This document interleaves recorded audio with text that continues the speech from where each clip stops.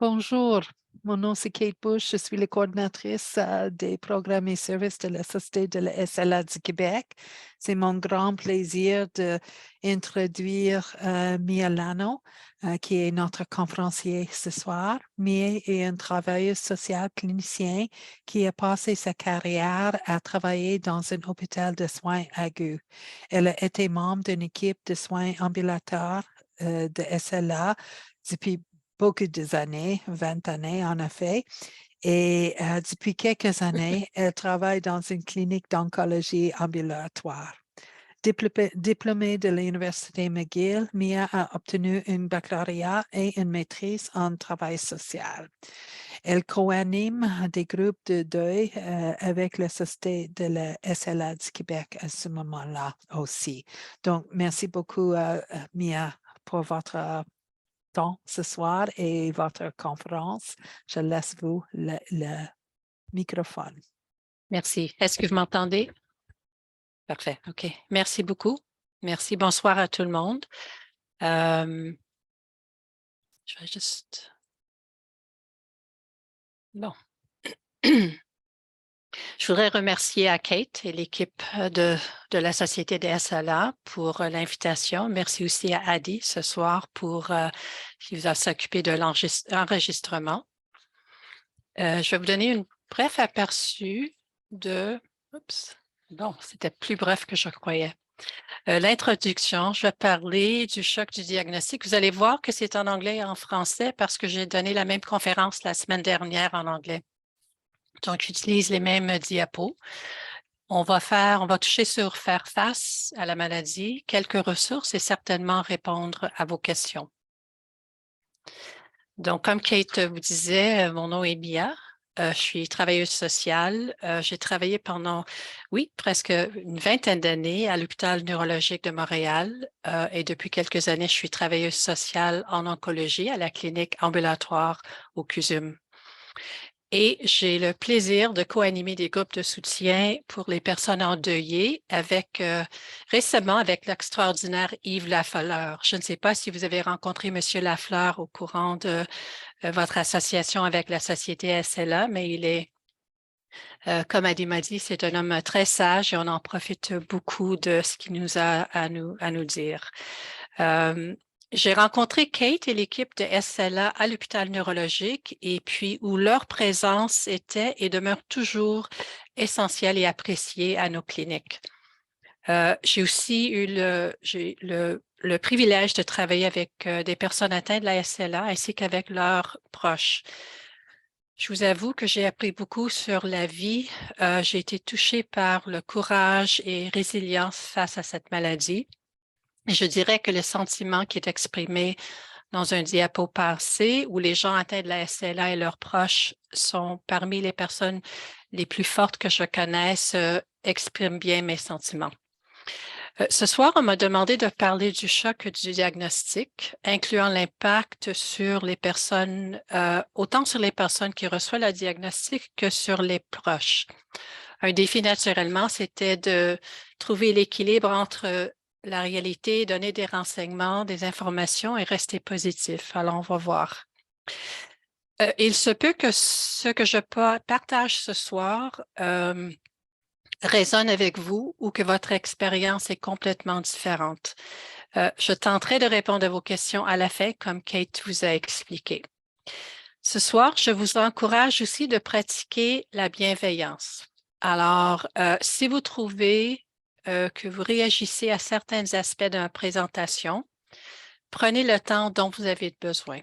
Vous allez peut-être éteindre votre appareil de photo, votre caméra, prenez quelques minutes, vous éloignez, prendre un verre d'eau et revenez quand et si vous le voulez. Sachez que l'équipe de la SLA, c'est une équipe incroyable dans toute la région du Québec, sont là pour vous soutenir, pour vous appuyer et peuvent vous assister à trouver des ressources. On voit que la maladie SLA, je ne suis pas médecin, mais de ce que je connais, ce que je lis, c'est que c'est une maladie qui est très difficile à diagnostiquer.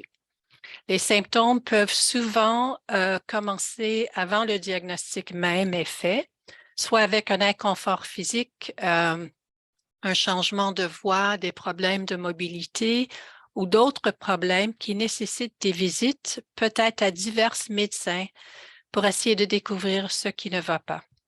Pour certains, le temps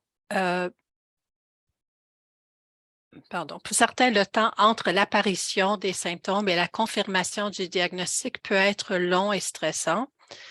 Cela peut prendre des mois, voire 1 an ou 2, et pour d'autres, c'est très rapide. À ma connaissance, il n'y a aucun test qui peut confirmer la SLA. Alors, c'est plusieurs tests. Donc, recevoir le choc, le diagnostic de SLA implique son lot d'émotions, des questionnements et des changements. Ce n'est pas rare d'éprouver des sentiments qui relèvent de la portée des réponses humaines. Il n'y a ni de bon ou de mauvaise façon à répondre. Nous sommes tous différents, donc c'est important de ne pas se dire ce on devrait penser, devrait sentir ou faire suite à un diagnostic.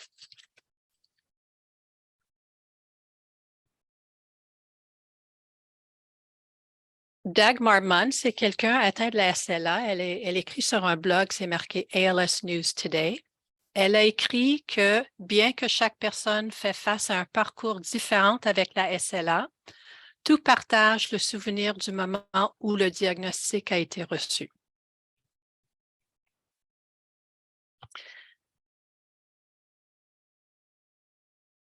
Oups.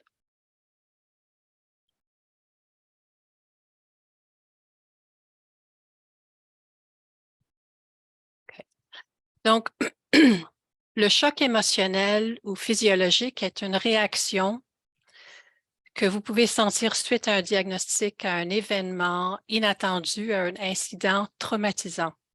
Ça peut amener votre corps à entrer dans un état de choc et ce choc provient de la réaction du corps au stress ou à un traumatisme, ce qu'on appelle le combattre, fuir ou figer, ce qui est une façon normale du cerveau, normale mais douloureuse, vécue par votre cerveau à quelque chose qu'il perçoit comme étant une menace à votre bien-être. Quelle que soit votre situation, vous devez savoir que vivre un large éventail d'émotions difficiles est une réponse normale à un diagnostic qui change la vie. Tout le monde vit un choc émotionnel différemment. 2 personnes confrontées aux mêmes expériences peuvent avoir des réactions émotionnelles complètement différentes.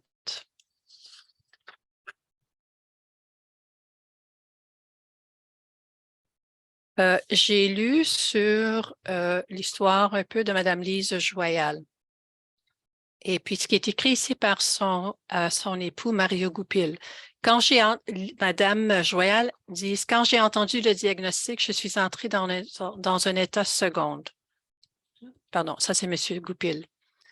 Il est un ancien journaliste de la Tribune qui partage sa vie avec Lisette depuis plus de 20 ans. Lisette Joyal ne pleure pas, excusez-moi. Mais en sortant du bureau du médecin, on s'est assise sur un fauteuil au bout du corridor et elle a pleuré pendant 15 minutes. Après, elle s'est relevée et elle a dit quelque chose comme « Bon, mais ils ne mourront pas comme ça ».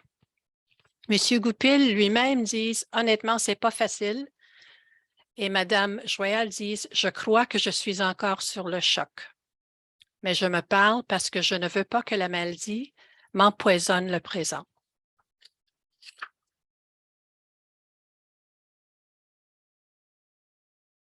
On vous dit de donnez-vous le temps de faire face à ce que vous viviez et d'être gentil à vous-même.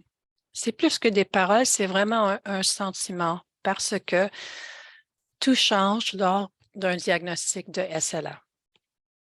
Donc, quand on reçoit un diagnostic, la nouvelle, elle est bouleversante, autant pour la personne atteinte que pour les personnes proches. Vous êtes sûrement inquiet, ayant peut-être déjà remarqué certains changements, et vous êtes appréhensif face à ce qui s'en vient. Malgré tout, un premier pas important vient d'être franchi, recevoir le diagnostic. Que vous soyez l'aidant principal, au proche aidant ou un membre de la famille, il y a d'autres pas que vous pouvez franchir une fois que celle est faite. Chacun aura besoin du temps pour assimiler les informations qui lui sont données sur la maladie et pour apprivoiser la réalité du diagnostic. Certaines personnes peuvent prendre plus de temps que d'autres, alors laissez-leur le temps de traiter le diagnostic.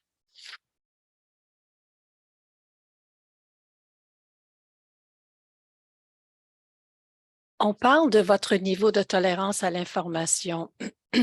C'est bon, c'est important pour nous de savoir qui sommes-nous quand on veut avoir des renseignements. Est-ce qu'on est le genre de personne qui veut tout lire, tout savoir, ou est-ce qu'on peut prendre seulement un peu à la fois? C'est quelle quantité d'informations est trop pour vous? Que voulez-vous savoir? Quand voulez-vous le savoir? Quand j'ai travaillé à la clinique, je rencontrais des patients, des gens atteints de la SLA et leurs familles, et j'avais des membres de famille qui allaient à la table de SLA, puis ils voulaient voir, bon, mais donnez-moi le manuel, où ils téléchargeaient le manuel, et ils le lisaient du début à la fin. Bon, que ce soit une personne atteinte ou un proche aidant, on a chacun notre façon de gérer. Donc, j'avais des proches aidants qui ont tout lu, j'avais des patients qui ont tout lu. Alors, d'autres faisaient beaucoup de recherches sur l'Internet. J'ai cliqué tantôt sur l'Internet. Bon, j'ai juste marqué SLA, la sclérose latérale amyotrophique, et je pense qu'il y avait 23 millions. Donc, il n'y a pas d'informations qui manquent, mais il y a des bonnes informations qui manquent. Alors, c'est important d'aller aux sites qui sont crédibles, comme la Société SLA du Québec, du Canada. Alors, il y a des sociétés qui vont nous donner les bons renseignements. Mais encore une fois, dépendant de notre tolérance et dépendant de notre état d'esprit, des fois, on cherche tout ce qu'on peut sur la maladie. Quels sont les essais cliniques? Qu'est-ce qui a été prouvé? Est-ce que c'est dans d'autres pays? Alors, on cherche de savoir qu'est-ce qui pourra nous aider. Il y a d'autres personnes qui veulent seulement savoir l'information quand c'est le temps. Et quand c'est le temps, c'est différent pour chaque personne. Pour d'autres, ils veulent être préparés. Et d'autres personnes vont dire, si je ressens un changement, à ce moment-là, je vais me renseigner. Et encore une fois, avec quoi êtes-vous à l'aise? Quel renseignement? J'ai travaillé, comme je dis, des gens pour qui, quand un symptôme se présentait, c'est à ce moment-là qu'ils voulaient savoir les renseignements. Et on me guidait pour savoir s'ils voulaient connaître plus ou de juste rester avec ce qu'on lui donnait comme information. Et parfois aussi, ça peut être difficile pour les équipes parce qu'on connaît la maladie, on peut voir qu'est-ce qui peut venir, qu'est-ce qui s'en vient, mais en même temps, il faut respecter le rythme de la personne. Alors, la décision même de déménager pour quelqu'un qui habite à un 2e ou 3e étage où il n'y a pas d'ascenseur, peut-être pour nous, on peut faire une recommandation de déménager, mais pour la personne, c'est « wow, minute, je vais y penser, donnez-moi le temps d'assimiler tout ce qui m'est arrivé et je vous dirai quand j'aurai besoin de votre assistance, vos renseignements. »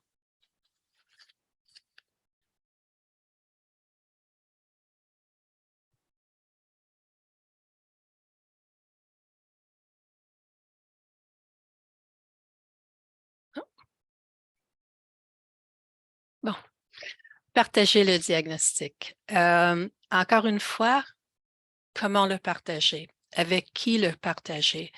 Comment aborder une conversation difficile? Des fois, les gens vont parler aux membres de la Société SLA, ils vont parler à nous à la clinique pour nous donner,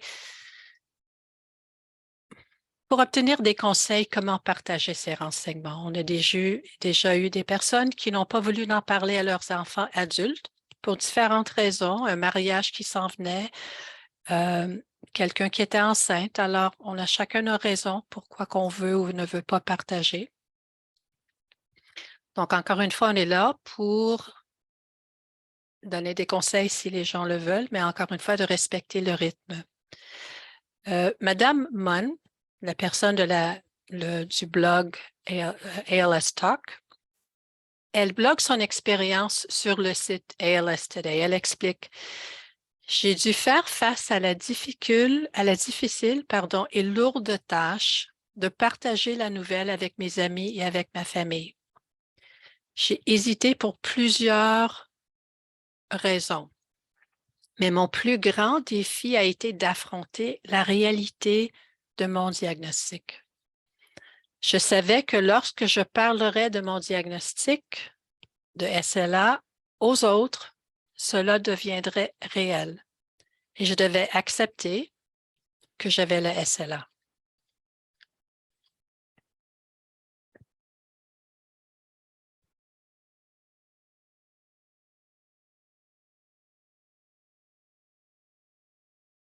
Je vais parler de perte de deuil.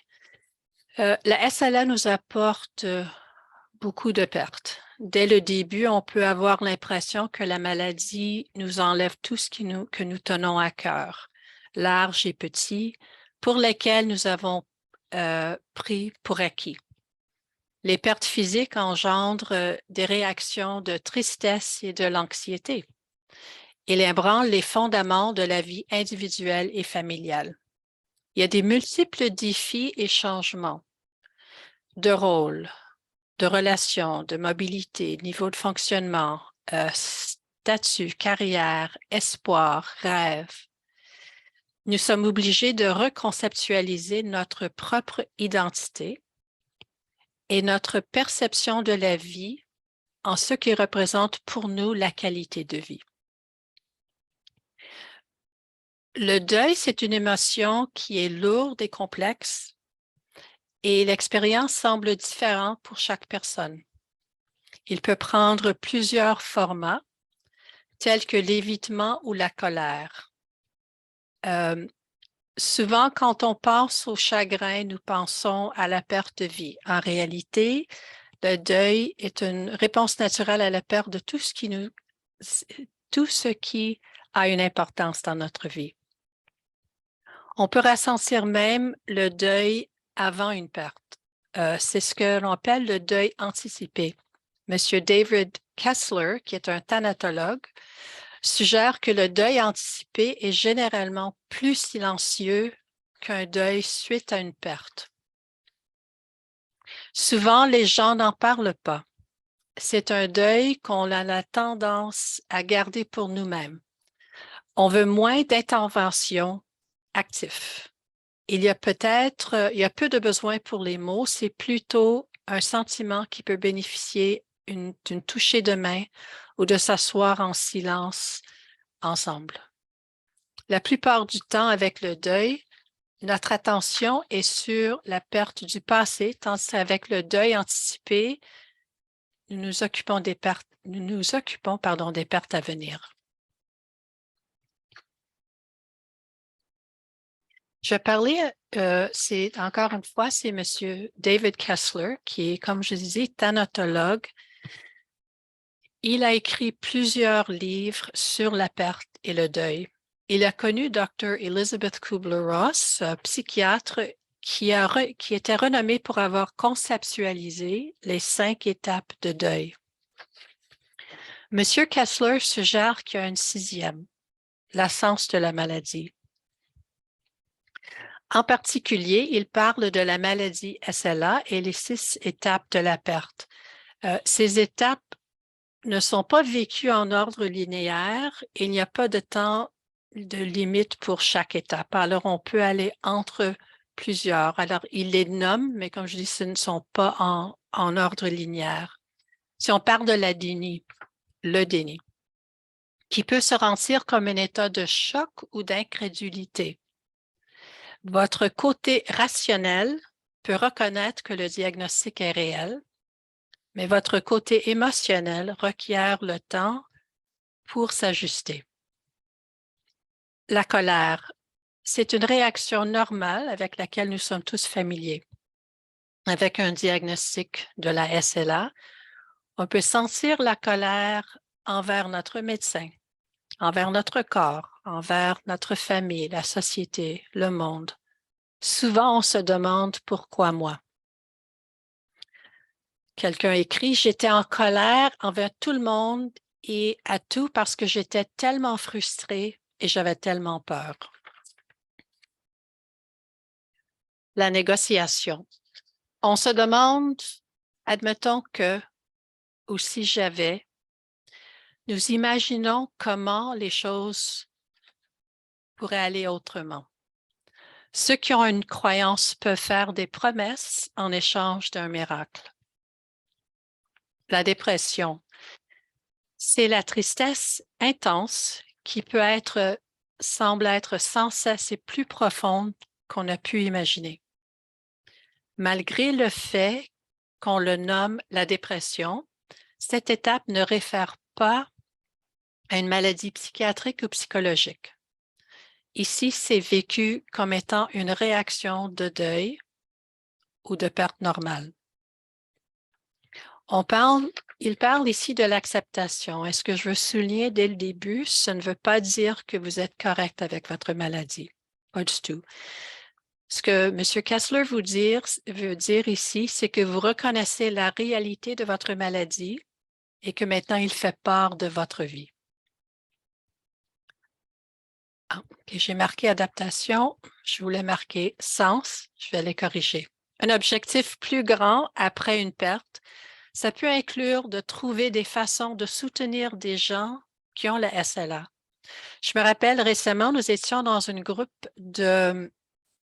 d'endeuillés et il y a quelqu'un atteint de la SLA qui a voulu se joindre au groupe.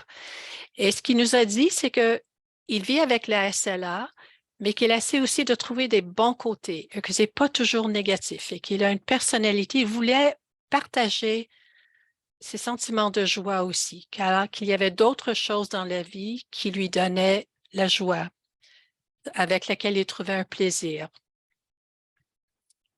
Donc, c'était, admettons pour ce monsieur-là, la façon dont lui voulait soutenir les gens atteints de la SLA, en même temps de soutenir les gens endeuillés, ayant perdu quelqu'un à cause de la SLA. Il y a des gens qui veulent devenir des ambassadeurs, des bénévoles ou des défenseurs de patients.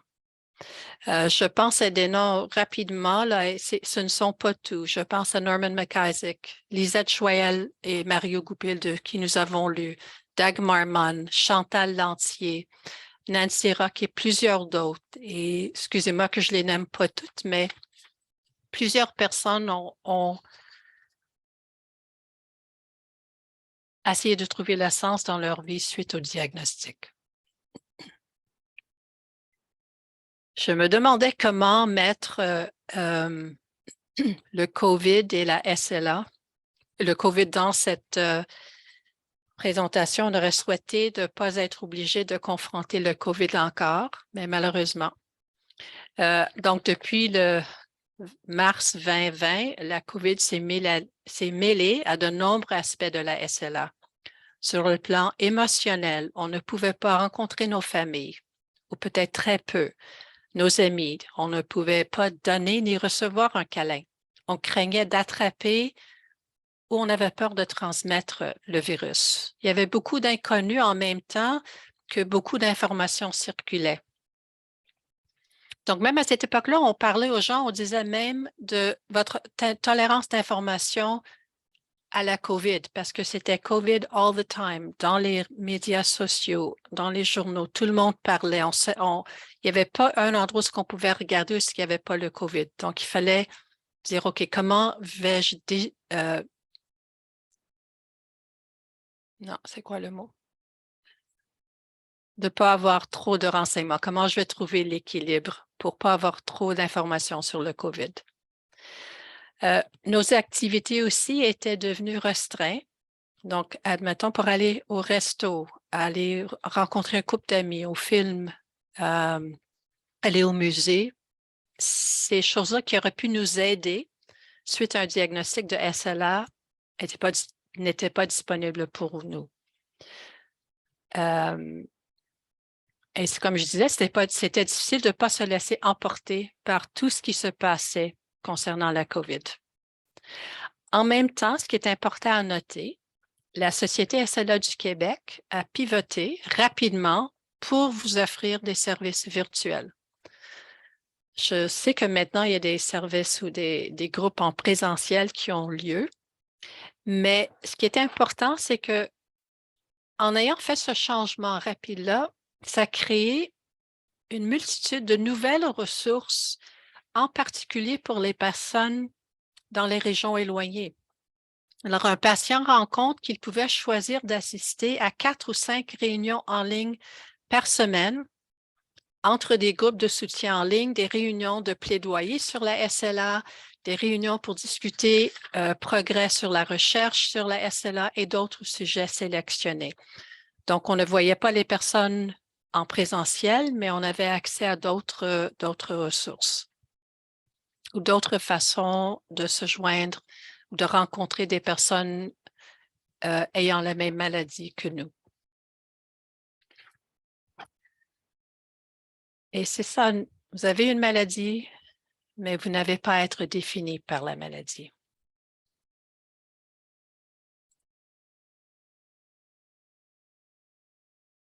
Faire face à la SLA. Madame Dagmar Mann écrit, « Pendant que j'acceptais ma maladie, c'était clair pour moi que je voulais rester engagée dans ma vie. J'ai adopté une attitude positive à chaque visite avec mon médecin et mon équipe médicale. Que suggérez-vous? » Donc, elle reformulait ses questions. « Que suggérez-vous que je fasse pour maintenir où je suis en ce moment? » Tout le monde savait que je voulais qu'il soit en partenariat avec moi. Mon nouvel état d'esprit signifiait que le fait de devoir compter sur une marchette, déambulateur ou de porter une orthèse cheville-pied n'était pas un signe d'échec. Au contraire, ce sont des solutions positives qui m'ont aidé à rester mobile et actif. J'ai commencé à rencontrer d'autres personnes atteintes de la SLA en virtuel qui, comme moi, concentraient sur la création d'une vie positive et significative pour eux-mêmes tout en vivant avec la SLA. Ce qu'elle nous dit, c'est que le moment d'un diagnostic peut devenir une occasion de créer l'espoir et explorer le potentiel. Ce sont les mots de Madame Mann. Beaucoup de gens peuvent se demander « Comment puis-je vivre avec la SLA? Comment est-ce que je fais face à la vie maintenant? » Des discussions avec de nombreuses personnes vivant avec la SLA ont relevé une réponse commune.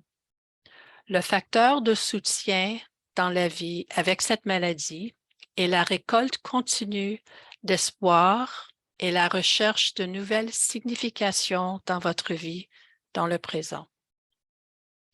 Certaines peuvent voir l'espoir comme une ressource cruciale, une ressource qui peut renforcer leur capacité à faire face.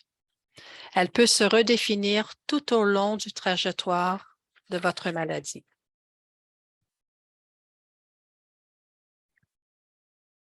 Nous avons chacune différents styles d'adaptation, dépendant ce qui nous arrive dans la vie. Alors, de faire face à certaines peuvent être plus efficaces que d'autres. Certains styles, d'adaptation peuvent être plus efficaces que d'autres. On parle de stratégies d'adaptation active et d'évitement. Une stratégie active implique d'être consciente de la cause du stress. L'évitement ou le déni, à long terme, peut être entretenu par des activités ou des habitudes telles que de s'isoler, la boisson consommée, de la drogue, se mettre dans des situations de risque.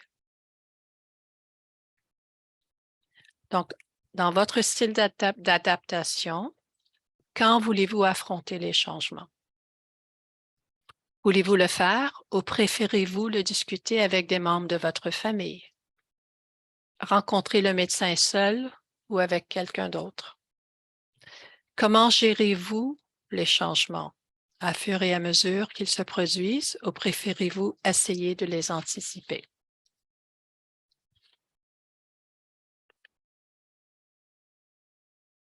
La perte et le deuil sont des expériences très personnelles et peuvent être différentes selon nos antécédents et nos valeurs.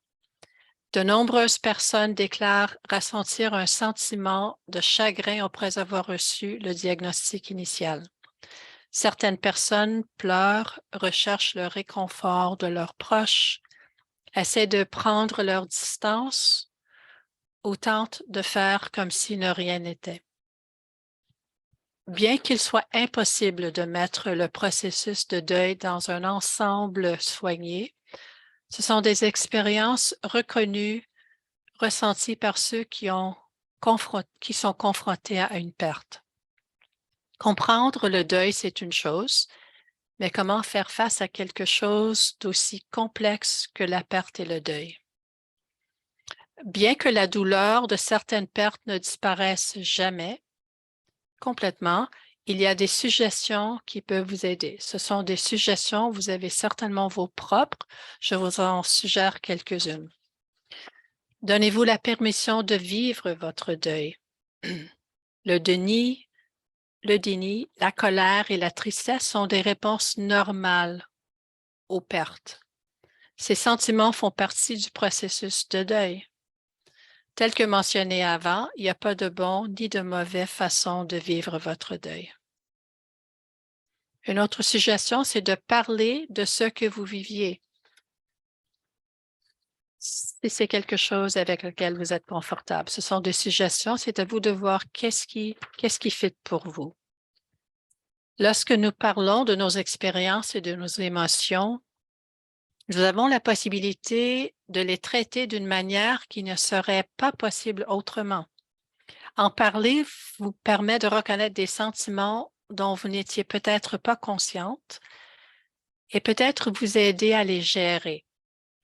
Vous pourriez également constater que vous n'êtes pas seul à ressentir cela. Ne pas en parler peut conduire à un sentiment d'isolement et de peur et peut également nuire à votre santé physique et émotionnelle. Parfois, la chose la plus difficile, c'est de partager nos sentiments avec un membre de notre famille ou avec nos proches. Si c'est le cas, peut-être que vous pourriez parler avec un membre de l'équipe de la SLA, de la société SLA, ou avec quelqu'un de votre équipe traitante. Une conseillère aussi de la société, bénévole de la société SLA. Pouvez-vous trouver votre mission ou sens de la vie? Il est incroyablement difficile de gérer une perte et cela peut vous prendre beaucoup de temps pour ajuster ou accepter. Accepter la réalité. Apprendre à accepter la perte est un aspect essentiel de la guérison émotionnelle. Monsieur Kessler parle de la perte est simplement ce qui vous arrive dans la vie. La sens est ce que vous faites advenir.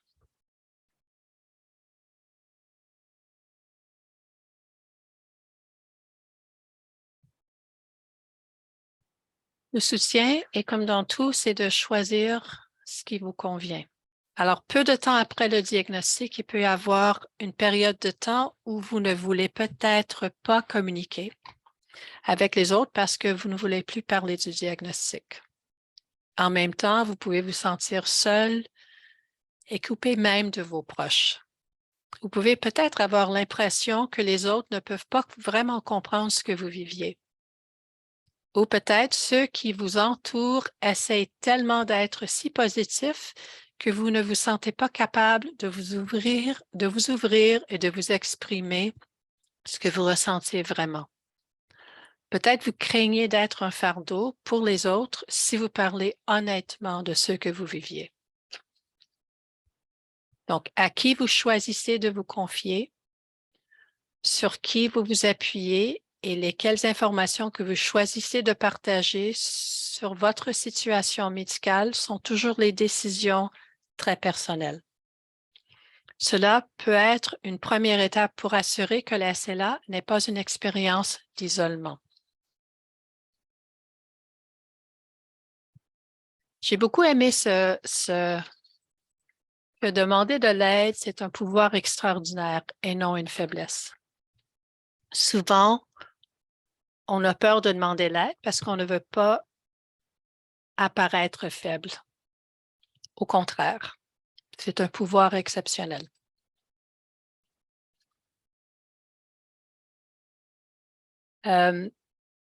Les émotions sont contagieuses. Pendant mes recherches sur le COVID et le SLA, je suis tombée sur la notion de la contagion émotionnelle. Donc, je suis anglophone, fait que je m'enfarge parfois dans mes mots et les articles. Donc, lorsque quelqu'un tousse ou internue, nous gardons une certaine distance. Donc, les émotions peuvent se répandre comme une grippe et vous pouvez les attraper.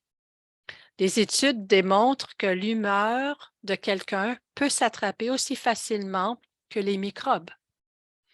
Donc, et vous pouvez être infecté par la joie, tristesse, colère, peur, enthousiasme,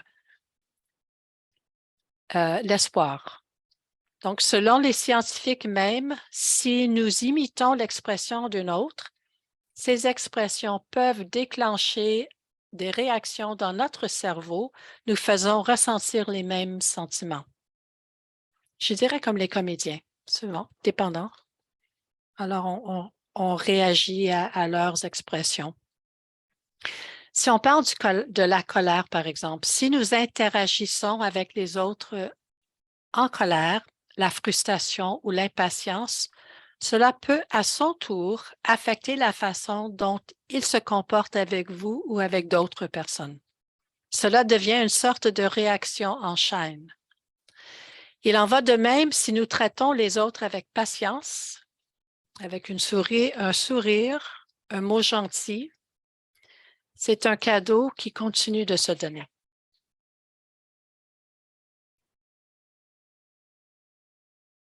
La spiritualité peut être définie comme la façon dont nous recherchons et que nous exprimons la sens et le but et la façon dont nous exprimons notre connexion au moment à soi et aux autres, à la nature et à ce que nous considérons comme étant important ou sacré. Donc, à vous chaque, qu'est-ce qui est important pour vous et pour votre qualité de vie?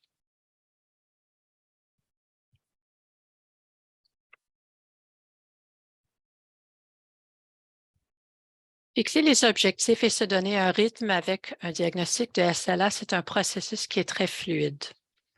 Vous constaterez peut-être que vous n'êtes plus capable de faire ce que vous faisiez auparavant, que ce soit courir sur une certaine distance ou marcher. Vous pouvez en faire l'expérience au moment même où vous courez ou vous faites du vélo, ou vous ne pouvez tout simplement pas aller plus loin ou aller aussi loin comme précédent. Ou vous pouvez vous pousser les jours où vous vous sentez bien et plus forte et le lendemain vous sentir épuisé et brûlé. Ça peut prendre un peu plus de temps récupérer. Donc, encore une fois, pour chacun, c'est comment ajuster vos objectifs et vos attentes pour les rendre plus réalistes et réalisables pour vous. L'intimité et la sexualité, ce sont des sujets qui ne sont pas toujours ou facilement abordés.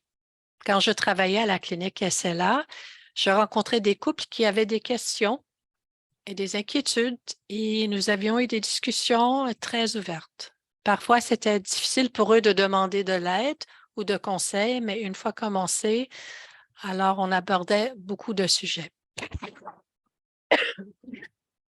Pardon. La SLA n'affecte pas les organes sexuels, mais lorsque la bouche, la main, la jambe et divers autres mouvements sont affectés, l'expression sexuelle et l'intimité peuvent être difficiles pour l'une ou l'autre personne. l'intimité émotionnelle et la sexualité en présence de la SLA sont souvent nouvelles et différentes, mais elles peuvent être épanouissantes et désirables.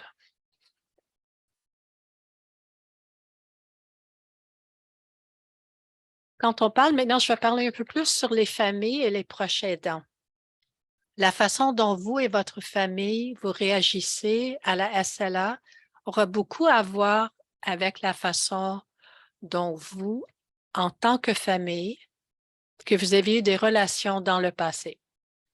Si votre famille a l'habitude de parler ouvertement de ses sentiments, elle sera probablement en mesure de bien communiquer sur la maladie et les changements qu'elle entraîne. Pour d'autres, les familles dans lesquelles les gens ne parlent pas de leurs sentiments et ont tendance à gérer des problèmes individuellement auront possiblement du mal à reconnaître la maladie et son impact. Même à l'intérieur d'une famille, certains membres peuvent être disposés à discuter de la maladie, tandis que d'autres peuvent sembler vouloir nier la réalité et peuvent refuser de parler. En même temps, il peut y avoir des confusions de rôle. Des gens qui sont confuses lorsqu'elles sont poussées dans le rôle d'aidant. Ça peut être difficile pour les gens de se séparer de rôle de soignant, de leur rôle de conjointe, d'amant, d'enfant, d'amis ou d'autres relations proches. Il peut aussi y avoir des attentes irréalistes. On veut que la personne atteinte soit contente et montre une appréciation envers nous pour nos efforts. Mais ce genre de pensée peut nous mener à se sentir blessés ou en colère ou rejetés lorsque les soins sont rejetés ou lorsque la personne atteinte ne file pas, que la personne est fatiguée ou qu'elle est frustrée. On a aussi le sentiment de manque de contrôle, non seulement de la maladie qui avance, mais on est frustré par le manque de services, manque d'argent, manque de ressources. On veut être en mesure de planifier ou de gérer et organiser efficacement les soins. Pendant le COVID, nos CLSC et d'autres organisations ont fait face à une pénurie importante de personnel et n'ont pas pu répondre aux besoins de leur clientèle à la même niveau qu'ils répondaient avant le COVID. Et il n'y a pas tout le monde qui ont les moyens d'engager des aidants privés. On parle aussi de demandes difficiles. On peut demander trop de nous-mêmes comme aidants, comme proches aidants, et on peut négliger nos propres soins. D'autres facteurs, souvent les proches aidants ne reconnaissent pas quand ils souffrent d'épuisement et finissent par en arriver au point où ils ne peuvent plus fonctionner efficacement. Ils peuvent même tomber malades eux-mêmes.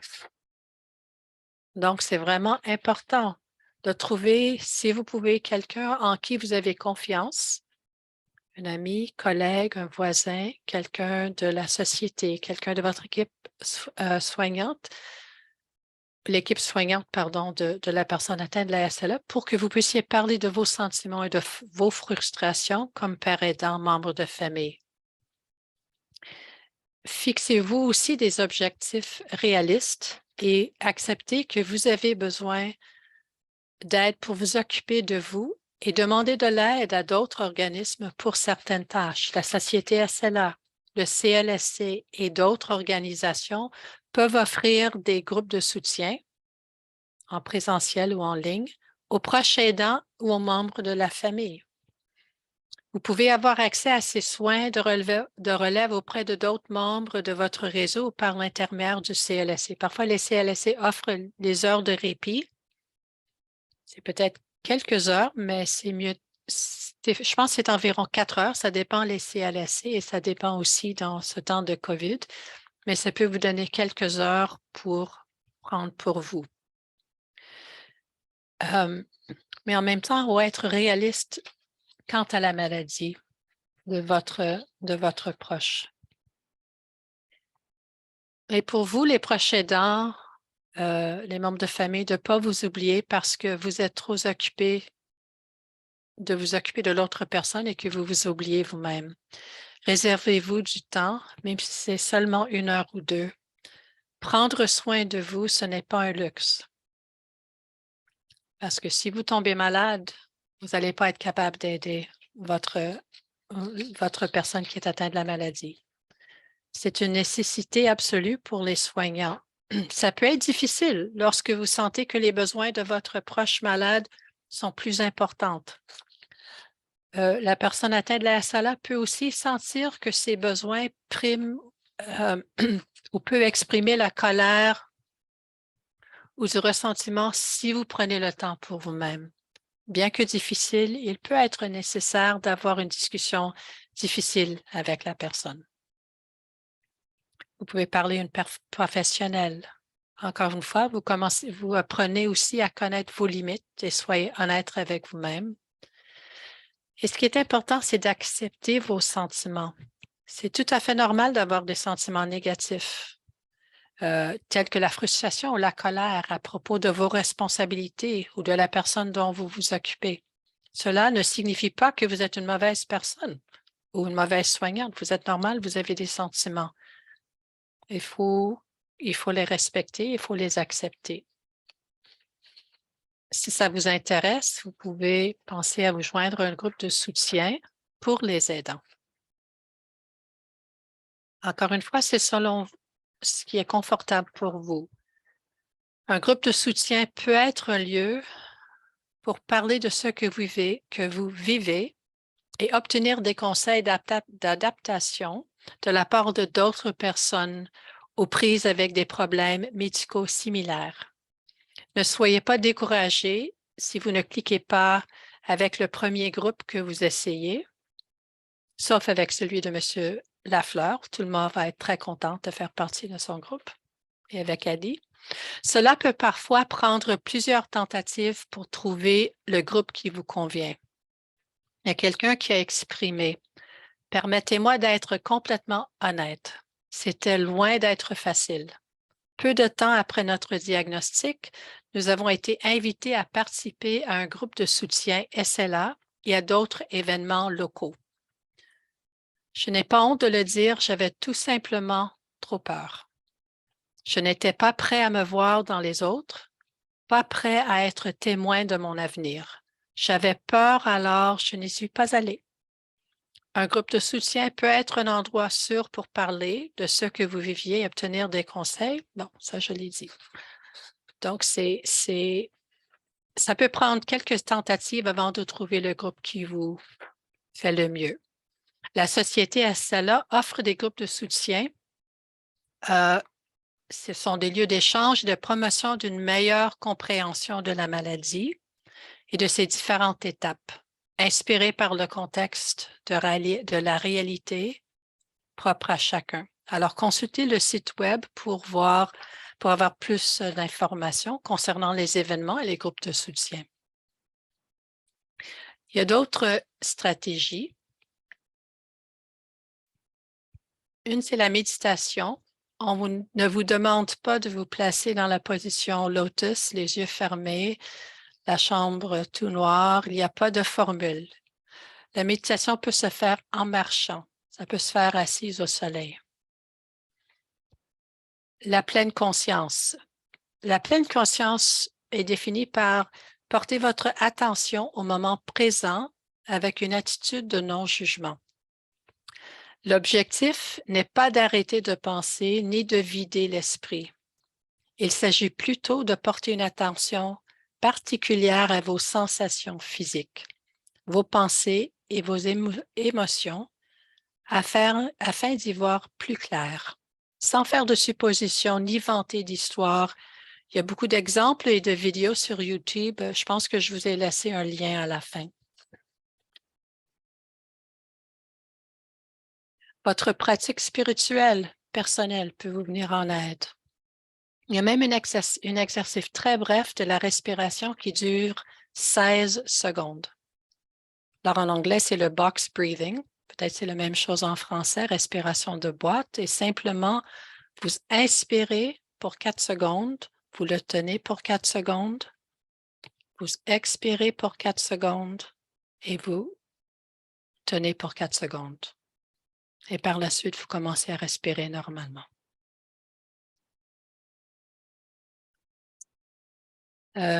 Claire Marin, philosophe et romancier, a bien écrit que la maladie change notre façon d'être.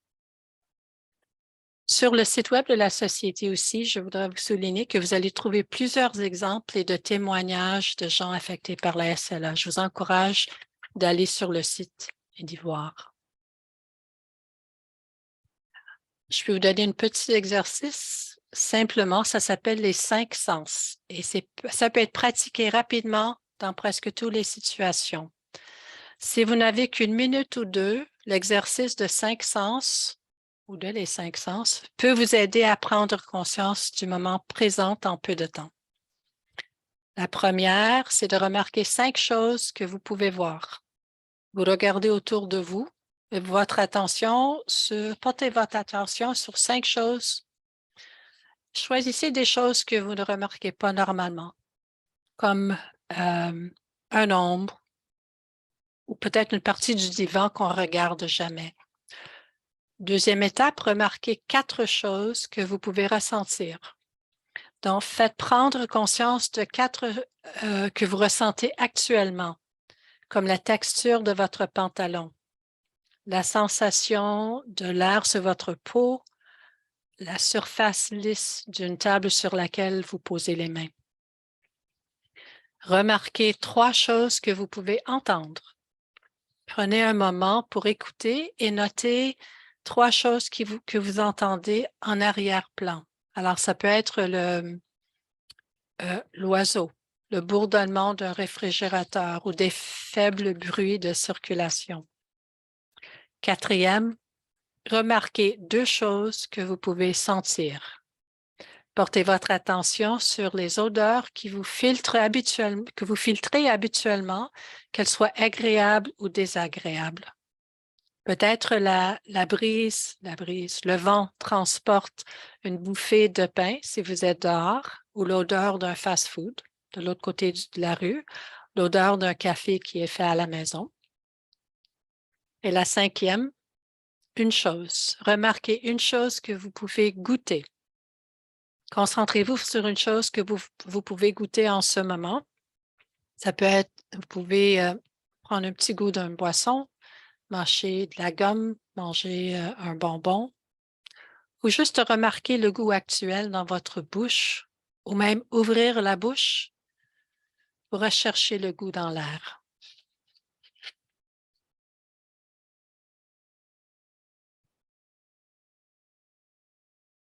Les 5 secrets que les gens découvrent, c'est une étude, le titre au complet, les 5 secrets que les gens découvrent avant de mourir. L'auteur John Rizzo a un doctorat et il est conférencier renommé sur la vie utile. Il a demandé à environ 15 000 personnes à travers les États-Unis et le Canada de lui envoyer des recommandations d'anciens sages dans leur vie. Donc, parmi ces réponses, il a choisi 235 personnes âgées de 50 à 105 ans. Ils ont été passés en entrevue. Ils ont eu l'idée qu'une vie digne d'être vécue contient un mélange admirable de bonheur, un contentement au jour le jour, et de sens, un sentiment de connexion. Les 5 secrets qu'ils ont partagés, premièrement, c'est de soyez fidèle à vous-même et de vivre avec intention. Deuxièmement, ne laissez aucun regret. Ce qu'ils disent, quand j'arrive à la fin de ma vie, regretterai-je le pas que je suis sur le point de faire? Troisième, devenez l'amour et faire de l'amour une priorité. Choisissez de voir les autres avec gentillesse. Faites du bien si vous le pouvez, mais ne faites jamais le mal. Si vous voulez que les autres soient heureux, pratiquez la compassion. Si vous voulez être heureux, soyez compatissante. Le 4e, c'est vivez l'instant présent, soyez pleinement dans l'instant. Vivez comme si c'était votre dernier coucher de soleil. Le moment présent est le seul moment. Et en dernier, donnez-vous plus que vous prenez. Lorsque nous donnons plus que nous prenons, nous nous connectons à une histoire plus grande que nous. Et dans l'acte de faire, le bonheur nous trouve.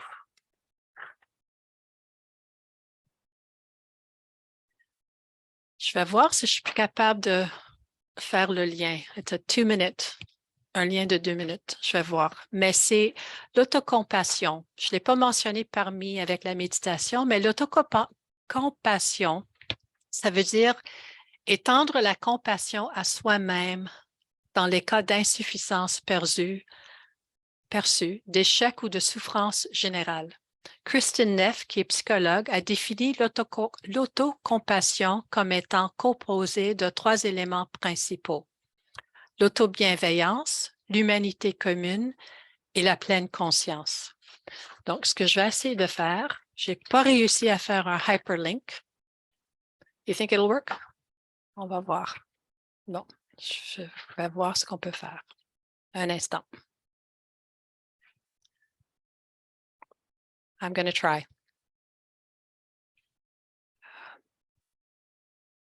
Nope. OK. Ça n'a pas fonctionné. Ça n'a pas fonctionné. C'est parfait. All right. Donc, de toute façon, l'adresse, elle est là. Je vous encourage parce que c'est une capsule vidéo de Martine Vaillancourt, ergothérapeute et psychothérapeute du CIUS de l'Est de l'île de Montréal.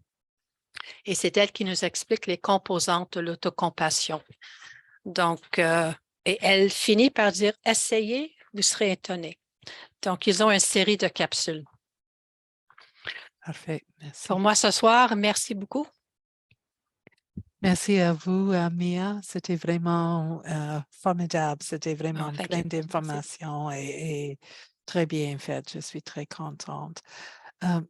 Je veux, si je peux, prendre juste une minute d'introduire une de nos animatrices de nos groupes soutien qui est avec nous ce soir, Thérèse Carignon, et je suis très contente, Mia, que vous avez parlé beaucoup de nos groupes. Donc, quelle belle surprise d'avoir Thérèse ce soir parce qu'elle est une des animatrices avec une autre personne de les groupes le groupe soutien pour les aidantes et pour les personnes atteintes avec la maladie. Et je sais que nos participantes, ça enrichit leur vie d'avoir Thérèse et Angèle avec eux.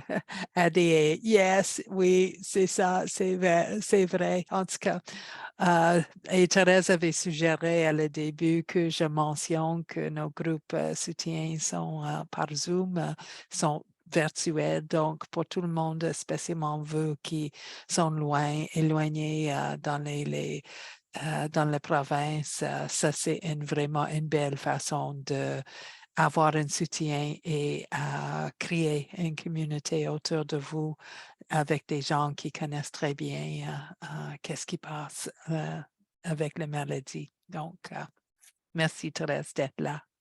C'est le temps pour vos questions, pour vos commentaires à partager avec Mia. Donc, je suggère, je ne vois pas des questions maintenant dans le chat. Donc, si vous avez une question, s'il vous plaît, ouvre votre micro, peut-être votre caméra aussi. Et c'est le temps de poser vos questions ou vos commentaires à Mia.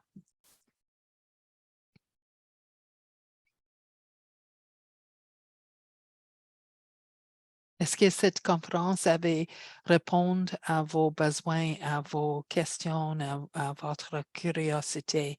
Est-ce que tout était couvert?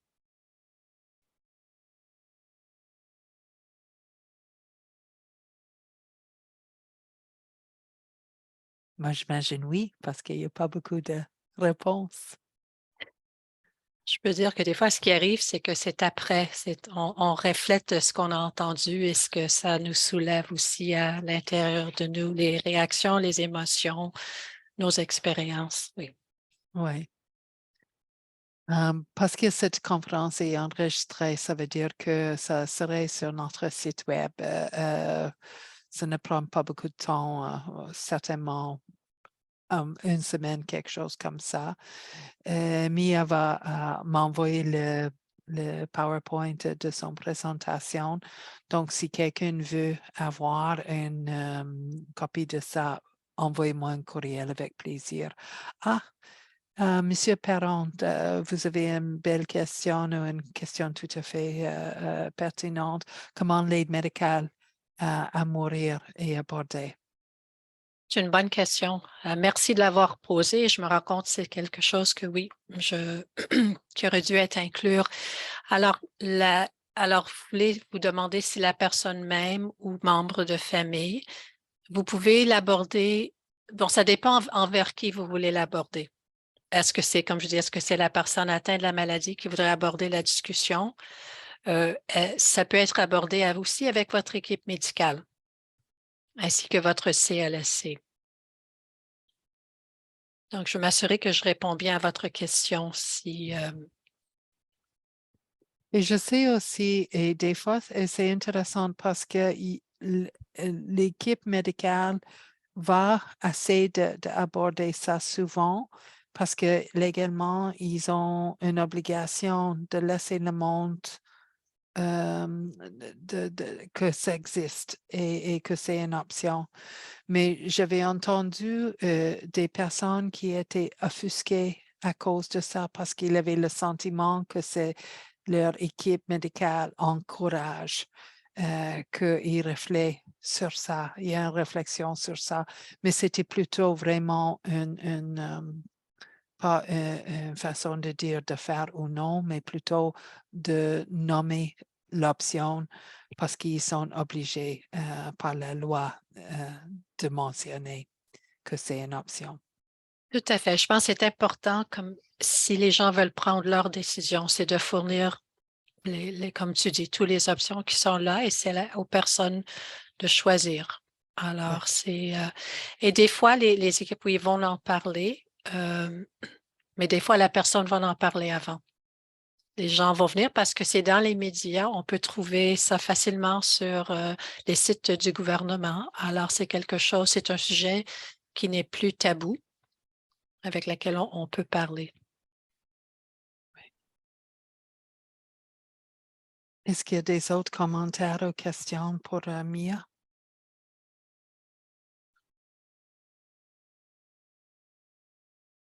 Bienvenue.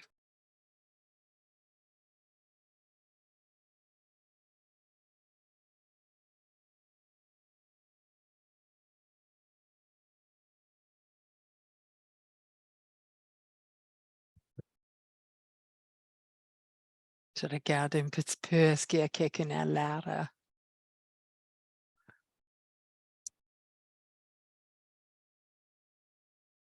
Oui, on est un groupe cette semaine, je crois. Merci, Thérèse. Laisse-moi regarder, mettre les lunettes. Pour eux qui veulent savoir, il y a Le 17. Oui, c'est ça, le 17, c'est le soir. C'est groupe soutien pour les proches aidants, 19h jusqu'à 20h30. Et ça va être sur Zoom. Vous pouvez trouver cette information sur notre site web ou notre infolettre ou envoyez-moi un courriel et je vais envoyer vous le lien pour enregistrer. Monsieur Perron, merci pour cette présentation. Ce fut très enrichissante. Merci beaucoup pour votre participation. Merci et bonne chance, bon courage. Je veux juste demander encore une dernière fois s'il y a des commentaires ou des questions. Je ne veux pas garder le monde inutilement. Donc, s'il n'y a pas une question ou un commentaire à partager avec nous, je vous souhaite tout le monde une très bonne soirée et j'espère que demain, la neige ne serait pas trop sur les routes pour tout le monde. Ça me semble qu'il y a une petite tempête qui s'en vient. Je crois que vous avez déjà eu, Thérèse, Trois-Rivières? Non, ça s'en vient aussi? OK, c'est Non, non, bien. il n'y a pas de neige encore chez nous. OK. Je crois que c'est demain le jour N pour tout le monde. De toute façon, je n'ai pas à sortir. C'est ça, c'est ça. Donc, merci beaucoup et à tout le monde. Et comme j'ai dit, je vais terminer cette Zoom, cette conférence et à la prochaine. Merci tout le monde. Merci. Merci beaucoup.